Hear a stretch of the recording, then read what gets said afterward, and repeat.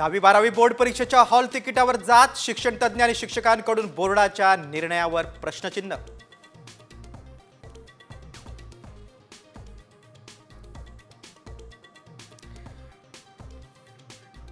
पडताळणीपूर्वी 4000 बहिणींची माघार, अपात्र ठरण्याची टांगती तलवार आणि मिळालेले पैसे परत करावे लागण्याच्या भीतीमुळे योजनेतून बाहेर।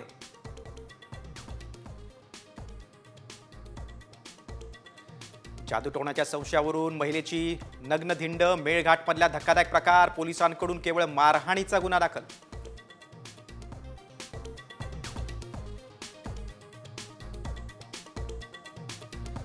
छगन भुजबळांची नाराजी कायम, पटेल तटकरेंच्या विनंतीनुसार शिर्डीत अधिवेशनाला आलो, दादांशी अजून चर्चा झाली नसल्याची प्रतिक्रिया।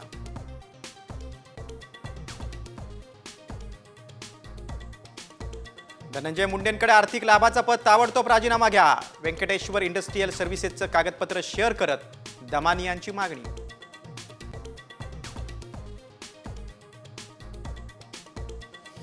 सैफ हल्ला प्रकरणात आरोपीचा आणखीन एक सीसीटीव्ही समोर, ओळख लपवत वांद्रे स्टेशनकडे जातानाचा व्हिडिओ, तर मध्य प्रदेशातून एकाला ताब्यात घेतल्याची माहिती।